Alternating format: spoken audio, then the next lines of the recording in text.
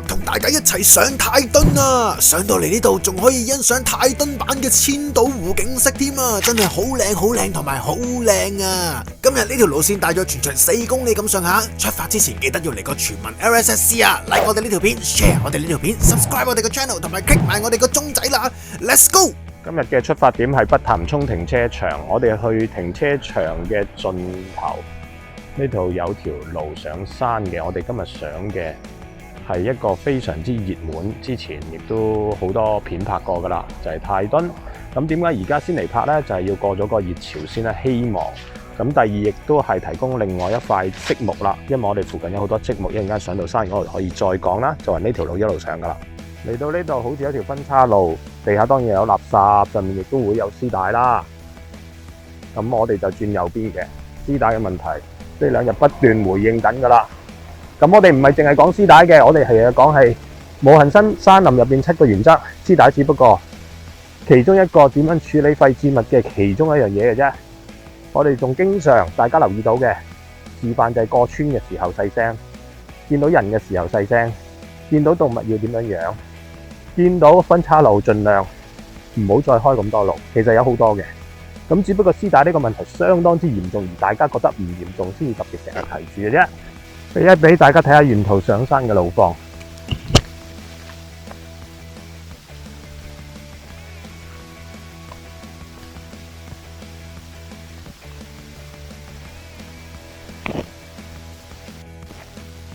嗱，唔好意思，又要講絲帶啦，即係。有啲朋友唔中意聽嘅一件事，呢度一條路，同一個位置，冇分叉路口，呢度超過10條絲帶。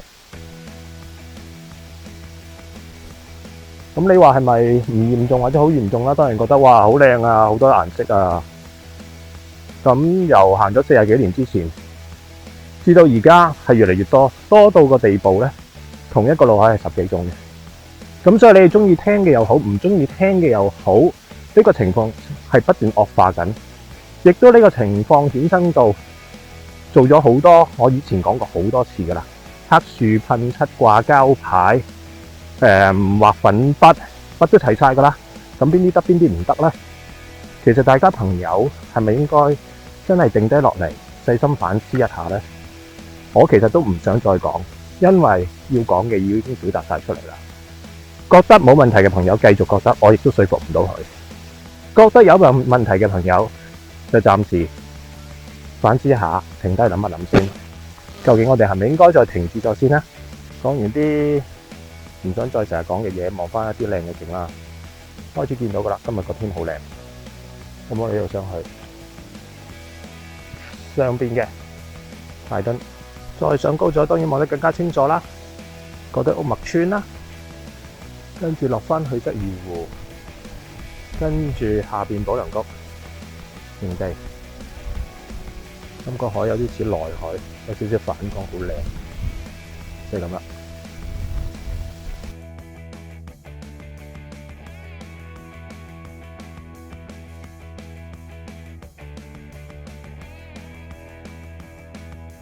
經過咗大概半個鐘頭上山，如果沿途影少啲嘢啊，又或者要唞多啲嘢，咁可能9個字至1個鐘啦。咁好快就上到嚟呢個317米高嘅泰頓啦。咁上到嚟當然今日係完全冇人，暫時頭先落山有幾個啦。咁可以睇睇呢個環迴景。今日係年初1嚟嘅，咁雖然出片嘅時候可能已經係2個月之後啦，咁但係可以感受得下，只要揾到一個適當嘅時候，熱門嘅地方咧都可以變為冷門嘅。咁上晝上一上嚟，下晝然後先至睇下需唔需要拜年啦。咁因為上一上嚟攞落去上段路影埋嘢，可能真係講緊2個零鐘，咁就已經足夠噶啦。咁中意山嘅朋友就會揾晒呢啲所有嘅空隙時間，盡量接近大自然嘅。咁你自問係咪咧？如果自問係嘅，點樣好好保護我哋香港呢個郊野同大自然呢？我要細心反思一下啦。上到嚟呢度望住呢個藍天白雲景，仲有呢個泰頓版嘅千島湖啊，我呢個咁容易煩躁嘅人啊，都即刻覺得好舒服、好舒暢啊！如果你哋都有情緒煩惱嘅話，不妨上一上山，吸收一下新鮮嘅空氣，可能真係可以舒暢好多㗎。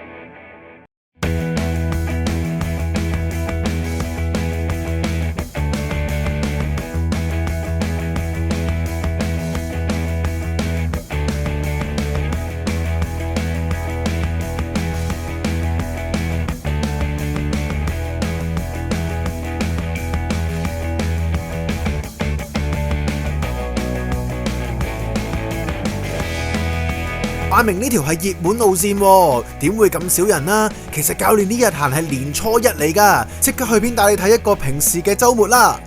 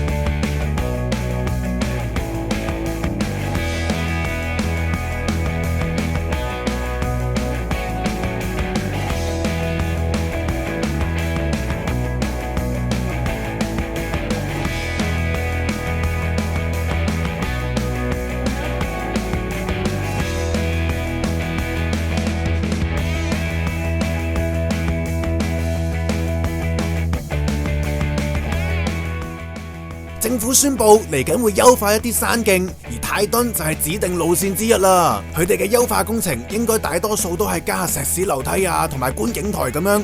如果你想行翻一個泰頓最自然嘅山徑嘅話呢，你就要趁早快啲去啦。今次應該係近半年第二次上噶啦，咁第一次上嘅時候呢，呢度人山人海，咁見到好多人暈停車場嘅方向上嚟啦。咁當時我哋落緊山，因為我哋暈翻今日嘅相反方向上嘅。落緊山嘅時候，仲有好多人問路啦，邊度上大墩啦？咁我問阿先生係咪泰墩啊？跟住又見到好多人着波鞋啦，亦都見到好多人攞住支500毫升嘅即棄膠樽水浸上嚟。嗰日係30幾度，咁見到佢同埋另外一個咧已經好辛苦噶啦。咁我已經提翻你可能唔夠水喎咁樣。咁其實而家個情況就係話，明白喺疫症期間好多朋友係唔可以飛，要周圍去行山，咁但係亦都產生咗好多問題，咁所以正正就係點解我哋拍片嘅其中一個原因就係推廣呢個無痕山林 Leave No Trace 啦。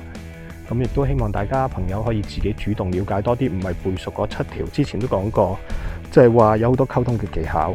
去到呢啲咁靚嘅環境，自己好多時都諗下係咪推得過激啦，係咪會推得過分咗，而令到好多人產生投訴反感呢？咁亦都諗翻，其實啲原則嘅嘢其實係冇得妥協嘅。咁如果原則都可以妥協嗰啲呢，咁其實就太隨意性啦。咁保護大自然呢，我覺得唔應該隨意性，係應該有堅持嘅。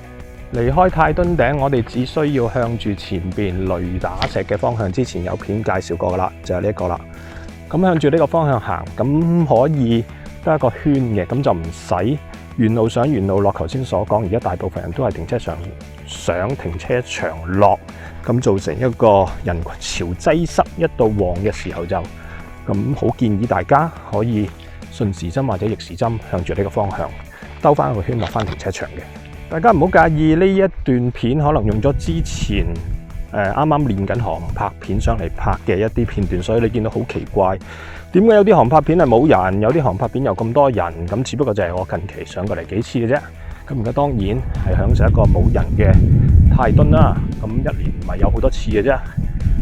咁一陣間都係希望大家朋友可以嘅就係嗱呢一類呢，一條路嘅，只要向住個方位，咁呢一啲自己覺得係點樣啦。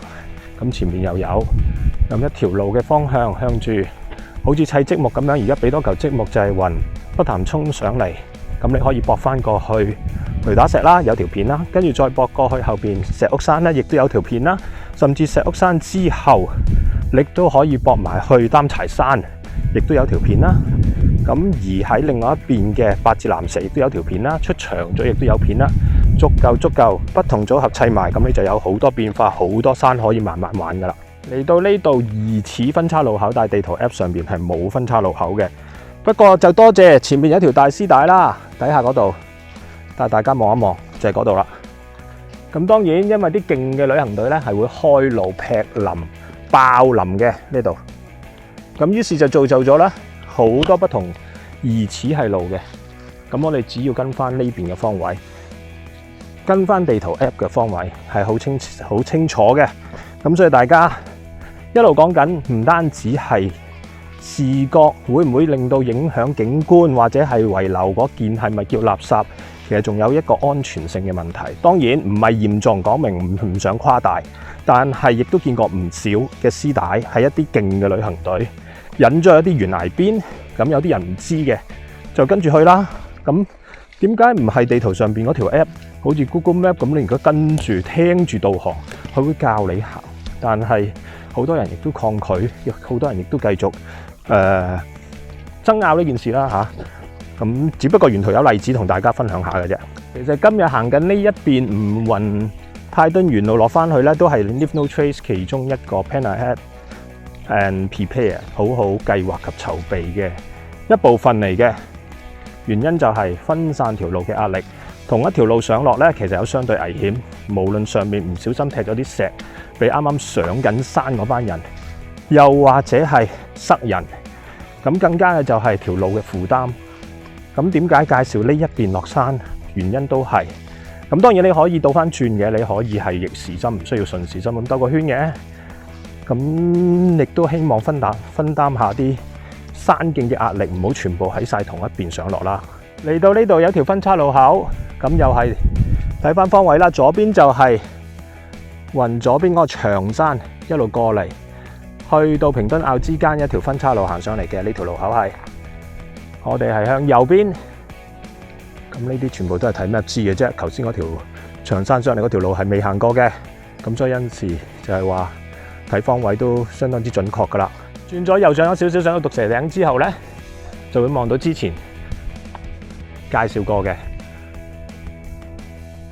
雷打石，自己好中意嗰段路啦。咁跟住其實我哋就係喺個山谷位一條好大嘅路落翻停車場噶啦。嗱，落呢段路有少少斜嘅，咁所以唔行慣嘅朋友咧，俾多啲時間慢慢練下啦。咁 OK 嘅。咁因為沿途唔係兩邊懸崖咧，個感覺係唔係太嚇人嘅啫。咁所以落嘅時候亦都係一樣啦，有翻對棍會比較穩陣啲啦。如果唔係就係要你對鞋嘅抓地相當啦，講過好多次噶啦。再加埋嘅就係踩喺啲實嘅石嘅石頂，唔好踩喺啲碎沙石上邊。落完一段山路，一出到嚟呢條比較大啲嘅路咧，左邊就係去長山斬竹灣，有晒路牌噶啦。咁右邊咧就係我哋要翻嘅北潭涌。咁剛才段路唔算太斜，因為起碼我沿途都係可以揸到個手動雲台啦嘅電話啦，而唔需要擠翻落背囊。因為之前有啲路，譬如落雷打石都講過，係要收一收機，用翻晒一對棍或者揾隻手幫幫嘅。前邊好快就出翻我哋好熟悉嘅路口，就係雲北潭涌上嚟一直去嘅，就係上雷打石山。條片有介紹過噶啦，如果冇睇過嘅之前，朋友可以睇翻啦。咁呢度有晒網蛇出沒注意啊，自己垃圾自己帶走啊，路牌啊。咁所以有啲朋友話喂，你成日講又唔叫啲人執走啲垃圾，咁全世界人都知道呢個基本嚟噶啦。咁我唔會叫人要着鞋去行山，唔會叫人帶身份證帶電話出街一樣啦。咁如果自己垃圾都帶唔走嘅話呢，咁其實我諗就要真係政府諗下啲罰則啦。咁另外一樣就係話，我相信大部分人唔係特登抌垃圾嘅，大部分人唔覺意吹走啊，然後跟住整到偷山都係，又或者落咗山上面嘅垃圾桶，然後俾狗、俾牛、俾野豬、俾馬騮抄到通山都係嘅啫。咁所以呢一個又係喺個計劃路線上面可以做到嘢嘅，咁就唔係淨係不斷呼籲係事後工作，呢個要做，但係唔係唯一要做嘅嘢。前邊出到去條分岔路，我哋係轉右睇翻個牌，出翻去北南涌停車場啦。嚟到呢度都係一個尾聲，因為呢段路係唔需要再講點行噶啦。咁今日段路咧相當之短，咁個 app 寫咧就個半鐘左右，睇下揀一啲冇人嘅時間嚟嘅啫。咁個零兩個鐘，唔行慣 K 區路嘅朋友，如果上嚟嘅，倒翻轉行都得啦。咁我鼓勵嘅就係暈翻停車場嗰邊上，因為嗰條路徑比較斜啲，落山嘅時候唔慣嘅話咧，又塞人咧就唔係咁好啦。咁除咗嗰橛落到去平墩坳之後，再行翻嚟咧，成段路自己行過都覺得好舒服，因為就算平日嘅星期六日咧，都相對唔係太多人。咁好，再多謝大家支持我哋嘅頻道，分享我哋嘅頻道，訂閱我哋嘅頻道，同埋推廣無痕山林，將一啲大家覺得認為為咗我哋下一代都應該值得持落去嘅理念，或者